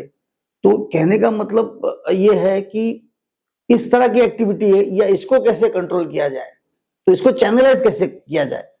ये जरूरी है आपने जो पूछा, क्योंकि जब हम बच्चों को प्रोग्राम में एनरोल करते हैं तो सिर्फ बच्चे की थेरेपी नहीं होती है, पेरेंट्स का वीकली कोचिंग होता है और मंथली डॉक्टर के पास। तो हम बच्चों को, पेरेंट्स को पहले सिखाते हैं कि पहले बच्चे का आई कांटेक्ट आपके तरफ आए, मतलब वो आप में मगन हो। फॉर एग्जाम्पल, बच्चे के साथ जमीन पे बैठिए और बच्चा आपके तरफ देखे और हंसे, मुस्कुराए, आपसे जुड़ जाए, ऐसी एक्टिविटी करिए। मतलब हंसी मजाक की एक्टिविटी करिए। इसमें व्हाट नॉट टू डू आप सिखाना शुरू करते हैं। Red colour, blue colour, pink colour, daddy किधर है, मम्मी को देखो। अभी ये क्यों होता है? बिकॉज पेरेंट्स को वही स्ट्रेस है कि मेरा बच्चा बोलेगा कब। I know. अब ऐसा है कि आपका बच्चा 3 साल का है, उसको तो रनिंग आना चाहिए, स्कूल में बता रहे रनिंग नहीं कर रहा है, तो फिर आप घर पे लेके रनिंग ही करोगे। लेकिन अगर आपका बच्चा बैठ ही नहीं रहा है, न खड़ा रह रहा है, ऑब्वियसली चलेगा नहीं, और आप रनिंग सिखाने जाओ तो कुछ फायदा नहीं होगा। तो जो आपने सवाल पूछा, पेरेंट्स ह्यूमन एंगेजमेंट में फ्रस्ट्रेट इसलिए होते हैं तो ह्यूमन एंगेजमेंट नहीं कर रहे हैं, वो टीचिंग कर रहे हैं। तो हमारे यहाँ एक रूल है, DT, don't teach, and second don't test. अभी सिखा क्या हो गया, ये कलर कौन सा है, रेड कलर किधर है, पापा किधर है, बाय बाय बोल के दिखाओ। वो इलेक्ट्रिशियन होता है ना, जो टेस्टर असतं ना खिशाला, वो जिधर भी देखेगा सॉकेट में टेस्ट करेगा कनेक्शन। अभी होता क्या है, पेरेंट्स के इतनी स्ट्रेस हो जाती है, उनके जिंदगी का एक ही मकसद है उठने के बाद, मेरा बच्चा बोलेगा नहीं बोलेगा। कॉन्स्टेंटली उसके वजह से इतना वो बच्चे के साथ बात कर रहे हैं कि child is not connecting at all. मतलब बच्चा बैठ नहीं रहा है, लेटा हुआ है, ही कैन नॉट सिट, और आप दिन भर उसको रनिंग सिखा रहे हो, ऐसी सिचुएशन हो रही है। तो when you are doing human engagement, ज्यादा सिखाने के काम मत करिए, बेटा ये दिखो, इसको उठाओ, ये मत करो। आप सिर्फ बैठ के मस्ती करिए, मजाक करिए, without speaking much. The first language is non verbal. पहले बच्चा आपके तरफ आए, उसके बाद हम पेरेंट्स को सिखाते हैं। अब बच्चा आपके तरफ देख रहा है, 2 काम करिए, एडीएल्स और हाउस होल्ड चोर्स। एडीएल्स मतलब एक्टिविटीज ऑफ डेली लिविंग। तो एक रेगुलर बनाइए कि उठने के बाद ब्रश करना है, मुंह धोना है, टॉयलेट जाना है, स्नान करना है, खुद अपने कपड़े पहनना है, ब्रेकफास्ट करना है, भगवान का नाम लेना है। तो ये चीजें बतौर पैटर्न करिए आप, क्योंकि ये ह्यूमन पैटर्न से यूनिवर्सल। ब्रश तो हमको रोज करना है, मैं ब्रश नहीं करूं तो कोई घर में नहीं लेगा। तो उसका पैटर्न हो तो चलेगा कि बच्चा फिर वो पैटर्न उठने के बाद ब्रश करेगा। मगर बच्चा बोल रहा है कि मुझे ब्लू कलर का ही टूथपेस्ट चाहिए या रेड कलर का ही टूथब्रश चाहिए, वो ही जग चाहिए, ये एबनॉर्मल पैटर्न है। क्योंकि मैं आपके घर पे कल रहने आऊं और टूथब्रश तो मैं मेरा लाऊंगा, टूथपेस्ट आपकी लूंगा, मैं कोलगेट यूज करता हूं, आप फॉरेंस या सिग्नल यूज करते हो। अब मैं बहुत ज्यादा पैटर्न रहूंगा एबनॉर्मल, तो मैं नहीं यूज करूंगा आपकी टूथपेस्ट। प्रॉब्लम वहां आता है, मुझे वही साबुन चाहिए, वही टिकिया चाहिए। तो वो पैटर्न्स आप ब्रेक करते रहिए, मगर ब्रशिंग उठने के बाद पहली एक्टिविटी करनी है, ये पैटर्न मत ब्रेक करिए। बहुत बार आप देखोगे कि बच्चे डोर ओपन कर रहा है, क्लोज कर रहा है। अब ये मीनिंगलेस, पर्पसलेस ह्यूमन एक्टिविटी है। लेकिन अगर मम्मी खाना बना रही है और हम वो अपन मटर वटाणे सोलायला आपण काय म्हणतो, मटर खोल रहे, ये ह्यूमन एक्टिविटी है, क्योंकि जब तक आप मटर छिलोगे नहीं तो पकाओगे नहीं। बिल्कुल। लेकिन फोन उठा के रखना, रेड कलर मैच करना, ब्लू कलर मैच करना, पजल सॉल्व करना, ये नॉर्मल ह्यूमन एक्टिविटी नहीं है। तो हम पेरेंट को सिखाते हैं कि जो एक्टिविटीज ऑफ डेली लिविंग है, अब स्नान की हैबिट हो गई, अब टॉवेल भी है जो बच्चा उठा के वॉशरूम ले जाएगा या बाथरूम में ले जाएगा, वहां से बाहर आने में पहन के आएगा। बहुत बार क्या होती है, मम्मी स्ट्रेस में रहती है, वो टॉवेल भी लेके जाएगी, बच्चे को रैप भी करेगी। बिगिनिंग में ठीक है, मगर माँ को ये समझ आना चाहिए कि मुझे इसमें से बाहर निकलना है और बच्चे को ये इंडिपेंडेंट करना है। तो इंडिपेंडेंस की आपने जो बात की वो वही है, जब बच्चा दूसरों के घर रह सकता है और मासी का थोड़ा सा हाथ बटाए, चाची का थोड़ा हाथ बटाए। दुनिया बड़ी, आपने कहा जालिम है, दुनिया बड़ी सेल्फिश है। अगर बच्चे ने चाची के लिए, मासी के लिए कुछ हेल्प नहीं किया, चाची मासी भी बियॉन्ड अ लिमिट बच्चे के लिए नहीं करेगी। तो मैं हमेशा हमारे पेशेंट्स को बोलता हूँ, भाई एक चीज आप बंबई में बोले चाची मासी है नहीं, क्या करे? तो मैं कहता हूँ आप गुरुद्वारे में ले जाइए बच्चे को। एक तो वहाँ एटमॉस्फेयर थोड़ा सा शांत शीतल होता है, और सबसे जरूरी बात है लंगर और सेवा। सेवा, क्योंकि आपको सिखाया, आप चीफ मिनिस्टर भी हो पंजाब के, तो आपको वहां जाके जूते साफ करने पड़ते हैं, रोटी बनानी पड़ती है, सेवा करनी पड़ती है, भाई आप भले चीफ मिनिस्टर हो। ये जो थॉट है ना, वो हमारे बच्चों के लिए बहुत जरूरी है। क्योंकि जो बच्चा जाके दूसरे को रोटी देता है, या जैसे एक उदाहरण देता हूँ, ये बच्चे को हम घर में ही सिखाते हैं कि बच्चे से काम कराइए, खुद के भी और घर वालों के भी। हाउस होल्ड चोर्स मतलब सिर्फ आपकी प्लेट उठा के नहीं ले जाना है, मम्मा की भी प्लेट ले जानी है, डैडी की भी प्लेट उठा के ले जानी है। जब बच्चे को हैबिट होती है ना, तो एक उदाहरण देता हूँ, क्लासरूम में बैठे सब, टीचर के हाथ से किताब गिर गई, समझो जूनियर केजी या सीनियर केजी का क्लास है, बच्चे क्या करेंगे? टीचर के हाथ से कुछ गिर गया, सब हंसेंगे, उनके लिए तो मजाक हो गया। ये बच्चे को हैबिट है हेल्प करने की, वो जाके किताब उठाएगा, टीचर दे देगा। अब क्या हो जाएगा? अब ये बन गया टीचर का पेट, फेवरेट, ये बन गया पेट, बाकी सब बन गए मस्ती वाले। अगले बार टीचर कुछ कर रही है, अगर शरारत हो भी गई, उसमें भले इस बच्चे का हाथ है, टीचर बोली नहीं नहीं नहीं नहीं, ये शरारत नहीं कर सकता, तुम शरारती हो। अब वो उस बच्चे को प्रोटेक्ट कर रही है। तो अगर आप चाहते हैं कि आपका बच्चा समाज में इंक्लूड हो, तो प्राइम मिनिस्टर भी फोर्स नहीं कर सकते किसी को, जब तक लोग आपके बच्चे को एक नेगेटिव निगाह से देख रहे हैं। लेकिन अगर आपका बच्चा ग्रेजुअली ये सब करने के बाद कुछ उनके लिए कर रहा है, आपके लिए कोई कुछ करे तो आप खुश, मेरे लिए कोई कुछ करे तो मैं खुश। अगर मैं आपके लिए कोई काम का नहीं हूं, आप मेरे लिए क्यों कुछ करेंगे? अच्छा, बच्चे को ये अगर सिखाते हैं कि you have to be of help to others, ये सबसे बड़ा इंश्योरेंस है पेरेंट्स का, क्यों आपको फिर पता है कि मेरे बाद somebody else will look after my child because my child is contributing to society. Human mind is I think too complex, और ये कॉम्प्लेक्सिटी समझना बहुत मुश्किल भी है। जब भी कभी मैं हिमालय जाता हूँ तो खुद को इतना छोटा समझने लगता हूँ, और बात सच भी है। और जो बात आपने कही कि मैं किसी के लिए कुछ करूँ, तो ये शरारतीपन मुझ में भी था। ये शरारत में क्या करता था, एज ए विकेट कीपर, जब भी बेल्स डिस्टर्ब होती थी, अगर बेल्स नीचे गिर गई तो मैं अंपायर को कभी भी बेल्स उठाने की इजाजत नहीं देता, मैं वो बेल्स उठा के उसको देता था। क्यों? जो डाउटफुल डिसीजन था वो मेरे फेवर में आता था। ये बात सही है, ये करना पड़ता है, बहुत जरूरी ये है। चापलूसी है। तो ये साइकोलॉजिकल बातें हैं। तो मैं ये यहाँ पे आ रहा था कि जैसे गाने में घराने होते हैं, वैसे एक बहुत बड़ा नाम है साइकोलॉजी में, सिगमंड फ्राइड, जिसको हम बोलते हैं कि फादर ऑफ साइकेट्री। तो आप किस स्कूल ऑफ थॉट से बिलोंग करते हैं? I don't want to label, please don't mind. मैं, बहुत अच्छा सवाल है आपका, कहीं भी किसी ने पूछा नहीं मुझे। मैं Salim Javed school of psychology से बिलोंग क्या करता हूं। बात है, क्या बात है, तालियां होनी चाहिए। वो इसलिए क्योंकि आप जानते हैं मैं किसकी बात कर रहा हूँ, सलीम खान और जावेद अख्तर। वो सलीम खान जो जोड़ी जिन्होंने एंग्री यंग मैन बनाया, जी, अमिताभ बच्चन की जो पहचान है वो बनाई। अब मैं हमेशा ये सोचता था कि धर्मेंद्र जी है या विनोद खन्ना जी है, दारा सिंह जी है, जो दिखते हट्टे कट्टे थे, वो कभी एक्शन हीरो नहीं बन पाए। हालांकि वो फिट लगते थे, अच्छी बॉडी उतने थी, बड़े पैमाने उतने बड़े पैमाने पे। और ये सुकड़े दुबले अमिताभ जी, आप वो 30 लोग को पीट रहे हैं, और शेट्टी को अकेले पीट रहे हैं, वो जो हाँ, पिक्चर दीवार त्रिशूल। में, त्रिशूल में, लेकिन आप उनको बिलीव करते हो, इसलिए उनका वो रोल चल गया। तो ऐसी क्या बात थी उस फिल्म में कि आप अमिताभ बच्चन ये एंग्री यंग मैन 30 लोग को पीट सकता है, ये मान सकते हो, लेकिन इनको नहीं। उसकी वजह ये थी कि जितने भी फिल्म सलीम जावेद साहब ने अमिताभ बच्चन के लिए लिखे, वो हर फिल्म की शुरुआत उसके बचपन से होती है। और अगर आप दीवार देखोगे या त्रिशूल देखोगे, ये बहुत जरूरी है। दीवार में 2 भाई हैं, 2 भाई हैं, तो जीन्स तो वही हो गया मोर और लेस। दोनों के साथ हादसा तो दोनों के फादर के साथ, मतलब फादर वही था कि उसको वो उस पे इल्जाम लगा देते हैं कि वो करप्ट है, फंसाते हैं, और वो भाग जाते हैं फादर। तो उस पे फंसाया भी और फादर भी भाग गए, तो फैमिली को डिजर्ट हो गया।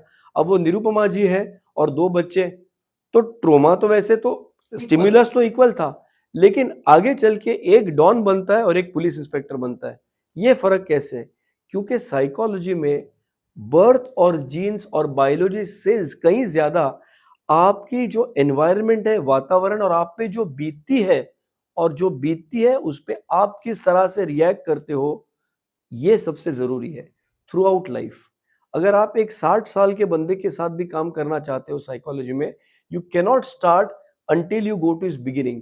तो सेम थिंग, आज ये 60 साल का आदमी इरिटेटेड है, एंग्री है, डिप्रेस्ड है, अगर आप वो डिप्रेशन को गोली दे रहे हो, आप सिम्टोमेटिक ट्रीटमेंट कर रहे हो, आप पैरासिटामोल दे रहे हो। अगर उसकी जो डिप्रेशन है, जो आज उसकी स्थिति है, समझनी है आपको, तो उसके बचपन में जाना पड़ेगा। तो इस फिल्म में दिखाया है कि अमिताभ की एज 8-9 साल है, तभी उसके हाथ पे लिखा गया। ये डेली रिमाइंडर था उसको। ये ट्रोमा एक बार नहीं हुआ जब फादर निकल गया, दिन रात वो आदमी अपने हाथ पे देख रहा है। ये ट्रोमा उज मल्टीप्लाइंग एवरी टाइम, और इसीलिए उसका दिमाग इस तरह हो गया कि उसे बदला लेना है। या वो जब अपनी माँ को देखता है कि शी इज डिप्राइव्ड, और वो उसके लिए क्या क्या कर रही है, उसके पूरे जिंदगी का मकसद होता है मेरे माँ को कोई तकलीफ ना हो। ये डॉन बना है और वो तेजा के साथ फाइट करता है, ये सब वो सेकेंडरी है। उस फिल्म में सबसे जरूरी एक शॉट जो आपको मैं बताऊंगा, वो सीन शायद त्रिशूल या दीवार में, जब एक बिल्डिंग खरीदते हैं अमिताभ बच्चन त्रिशूल में 100%। तो वो बिल्डिंग खरीदते हैं, तो वो एक बंदा आके बोलता है कि विजय साहब माफ करिए, लेकिन आपको धंधा करना नहीं आता। तो अमिताभ उनको पूछते हैं क्यों, तो बोलते हैं क्योंकि भाई अगर आप थोड़ा बातचीत कर लेते तो मैं 1-2 लाख कम भी कर देता इस बिल्डिंग के। तो अमिताभ बोलता है मिस्टर अग्रवाल, धंधा करना तो आपको नहीं आता। तो बोले क्यों, ये बिल्डिंग तो मैंने और 10 लाख मांगे होते तो भी मैंने दी होती जी। तो अभी वो शॉट ऐसा पैन होता है, वो अग्रवाल और ये दोनों बिल्डिंग पे देखते हैं, ऐसा क्या इस बिल्डिंग में। तो जवाब देता है क्योंकि इस बिल्डिंग में मेरे माँ ने ईंटें उठाई थी। तो ये बचपन में जो बच्चे पे बीतती है, खास करके related to mother and father, वो जिंदगी भर बच्चे का मकसद बन जाता है। वो ऑब्वियसली दिखता नहीं है, but how he treats other women, how he treats other main, all depends on that. और अब आप देखोगे कि एक थोड़ी पर्सनल बात, चलो उन लोगों ने भी तो बताई है कि दोनों के जो मदर्स थे ये बहुत अर्ली एज में गुजर गए, जावेद साहब के भी और सलीम साहब I के didn't भी। know that. And Javed Saab's mother also had TB, I think Salim Khan Saab also. So they both lost their mothers early. Salim Khan Saab's father was a police inspector, तो बड़े strict वगैरह थे, but yet Javed Akhtar Saab openly said that he was not very attached to his father and he lived in his Nanihal. Oh. But both of them were crazily in love or attached to their mothers whom they lost. अभी वो writers है, उनके काम में भी उनकी psychology आ रही है कि the mother figure has to be worshipped. But every film you see, you won't find a dirty or a bad rape scene. You won't. Even where the heroine is a commercial sex worker, she still is somebody whom he loves and he wants to get married to, which was not seen in films those times. So even for her, it is shown that he has that respect. But they both had a little problem with the father figure, and the father figure represents society at large and the rules and regulations of the world. So this angry young man rebelled against the system of the world. It is actually the father and the mother projection in their work also. Oh. So this is why psychology is not किताबों में नहीं है, धूप में निकलो घटाओं में नहा कर देखो, जिंदगी है क्या किताबों को हटा कर देखो। साइकोलॉजी किताबों से नहीं सीखी जा सकती, ये अनुभव से सीखी जा सकती है, और दूसरों के अनुभव सीख के समझ के you can understand how people are working. So इन पे तो पीएचडी करनी चाहिए दोनों पे, the way they have written the character and the way they have explained psychology. तो मैंने यही सीखा कि जो मेरे पास 16 ईयर का बच्चा आ रहा है और पेरेंट्स बोल रहे हैं कि झूठ बोलता है, हमारे साथ ठीक ठाक बात नहीं करता है, गुस्से में रहता है हर बार, जब मैं थोड़ा डिटेल में जाता हूँ तो जब बच्चे से बातचीत होती है तो बच्चा ये बोलता है दिन भर मुझे डांटते रहते हैं, दिन भर मेरा नुक्स उतारते रहते हैं। अभी मुझे पता है मैं रीडिंग राइटिंग में अच्छा नहीं, हो सकता है उसे डिसलेक्सिया है, लेकिन माँ को यही चाहती है या फादर यही चाहते हैं कि देखो तुम्हारे फादर इतना बड़े ऑफिसर हैं, वो इतना तुम्हारे लिए मेहनत कर रहे हैं, मैं तुम्हारे लिए सेक्रीफाइस कर रही हूँ। अभी आप जो किसी पे कुछ जताते हो ना, आप आपका बड़कपन दिखा रहे हो, लेकिन उसको छोटा बता रहे हो। बच्चे की ये उम्र है जब वो इतने चैलेंजेस के साथ डील कर रहा है क्लासरूम में, दूसरे कंपटीशन में, कॉम्पिटिटिव एग्जाम्स में। आज देख रहे हो एग्जाम्स की क्या हालत हो रही है। आपको चाहिए कि बच्चे को हमेशा सपोर्टिव रहिए, बच्चे की हौसला अफजाई करिए, उसका हौसला कभी कम नहीं होना चाहिए। आज ऐसी दुनिया को फेस कर रहा है वो, लेकिन आप जब घर में, अब ये हो सकता है कि कोई पड़ोस वाला क्रिटिसाइज करे, क्लास में टीचर भी क्रिटिसाइज करना नहीं चाहिए, लेकिन जब माँ क्रिटिसाइज करते हैं, आपने तारे जमीन पे भी वही देखा है कि फर्स्ट हाफ जो फिल्म दिखाई है वो मार्क्स में एकदम पीछे है, लेकिन वो मस्त मौला है। लेकिन जब माँ बोलती है कि तुझे हॉस्टल जाना पड़ेगा, वो जब रिजेक्शन होता है, second half is a depressed child. तो बच्चे को जो माँ से एक लगाव होता है, बाकी दुनिया भले कितनी भी क्रिटिकल रहे, लेकिन माँ बाप को वो समझना चाहिए कि बच्चे की जिंदगी मेरे इर्द गिर्द है, और अगर मैं बच्चे से नेगेटिव रहूंगा तो बच्चे के पास कुछ भी नहीं है, कुछ भी नहीं है उसके उस उम्र में। लेकिन उसके बाद भले वो डॉन हो जाए या बड़ा सीईओ हो जाए या बड़ा से बड़ा बिजनेसमैन हो जाए, वो हमेशा ये सोचेगा मेरे पास कुछ भी नहीं है, इसलिए वो और बटोरना चाहेगा, इसलिए वो और खींचेगा, इसलिए वो और फाइट करेगा, इसलिए वो और नेगेटिव होगा, वो और इनसिक्योर है। तो पेरेंट्स को हम यही समझाते हैं, आपके बच्चे को दवाइयों की जरूरत नहीं है, आपके बच्चे को परसेप्शन चेक करने के लिए ज्यादा काम हमें तुम्हारे साथ करना है। So the biggest feature of New Horizons development programme is parental counselling. आपने भी पूछा कि इतना मेहनत करने के लिए आप पेरेंट्स को कैसे कन्विंस करते हो, and how do you keep them patient? The most important thing is talking to the mother and the father, and sometimes to the mother-in-law or the father-in-law also. तो हम हर वीक में हर parent को बुलाते हैं, उसका 1:1 counselling हर parent का। और ये क्या है ना, ये समझ की बात तो सबको अकल है, लेकिन इमोशनल बात जो है ना, किसी के दिल से जाती नहीं।